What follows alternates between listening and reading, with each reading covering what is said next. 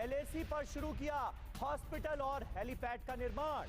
सीमा पर जुटा रहा है ज्यादा से ज्यादा हथियार। भारतीय तैयारियों को देखकर दरअसल चीन बौखलाया हुआ है और अब किस तरह से एलएसी के उस तरफ यानी चीन की तरफ उसने तैयारियां शुरू कर दी हैं, ये आप देख सकते हैं इन तस्वीरों में। एक्सक्लूसिवली हम आपको दिखा रहे हैं तस्वीरें कि किस तरह से चीन इस वक्त जंगी तैयारियों को अंजाम देने में लगा है।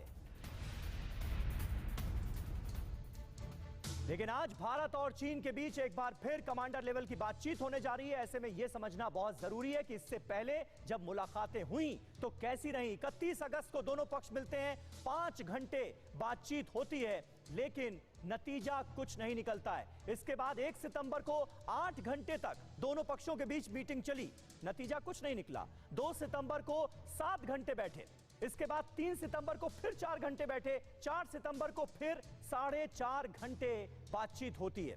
6 सितंबर को फिर 4 घंटे तक मीटिंग चली और 21 सितंबर को तो जो बैठक हुई यानी इससे ठीक पहले की, आज जो मीटिंग होने वाली है उससे ठीक पहले 21 सितंबर को मिले थे तो 14 घंटे बैठे थे, लेकिन उसके बावजूद भी नतीजा सिफर रहा। और आइए आपको आज होने वाली बातचीत का एजेंडा भी हम बता देते हैं कि एजेंडा क्या रहने वाला है। भारत चीन बैठक का एजेंडा देखिए। चीन 7 पॉइंट से भारत को पीछे हटने को कह सकता है। चीन की इस मांग को भारत पूरी तरह खारिज करेगा, हमेशा हमने किया है। भारत सैनिकों की पूरी वापसी पर जोर देगा। दोनों देश तनाव पैदा करने से बचने की बात कहेंगे।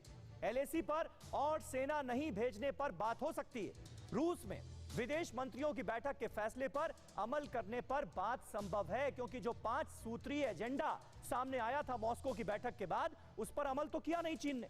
तो एक बार फिर भारत जो है वो दो टूक कहेगा कि अमल कीजिए। और हमारे साथ अचल मल्होत्रा साहब मौजूद हैं, फॉर्मर डिप्लोमेट हैं। अचल मल्होत्रा साहब, ये जो 5 सूत्रीय एजेंडा था इस पर आपको लग रहा है कि आज की बैठक के बाद कुछ आगे बात बढ़ पाएगी? देखिए, बात यह है कि कोशिश तो यही की जा रही है कि धीरे धीरे करके इस समस्या में चाहे बिट बाय बिट कुछ तो प्रोग्रेस हो। अब आज की तारीख में हमारे पास यही 5 सूत्रीय जो लास्ट और लेटेस्ट जिसे कह सकते हैं कि डिप्लोमेटिक लेवल पे एक अंडरस्टैंडिंग आई है, जो पब्लिक डॉक्यूमेंट है वो 5 सूत्रीय कार्यक्रम है। तो जाहिर है कि इसको रिव्यू किया जाएगा और इस पे देखना है कि इस पे कितनी प्रोग्रेस हुई, किस साइड ने कहां तक जो है आगे बढ़ने की कोशिश करी। इसमें एक सबसे बड़ी बात ये थी कि और फोर्सेस डिप्लॉय नहीं करी जाएंगी, बाकी तो सब जो है वुहान स्पिरिट की बात करी गई थी। और मुद्दा मेन यही है कि ऑन ग्राउंड जो फिजिकल पोजीशंस है दोनों साइड्स की, अब उसको स्ट्रैटेजिक इंटरेस्ट और मिलिट्री इंटरेस्ट को देखते हुए कहां तक दो साइड्स जो है आपस में एक म्यूचुअली एक्सेप्टेबल नतीजे पे पहुंच सकती है, सारा मुद्दा वहां अटका हुआ है। और अब चाहे कुछ भी कहें, हकीकत यह है कि ये जो मसला है दुनिया के जो 7 या 8 मेजर फ्लैश पॉइंट्स हैं, उसी तरह अब ये इंडिया और चाइना का जो मुद्दा है वो एक फ्लैश पॉइंट बन चुका है।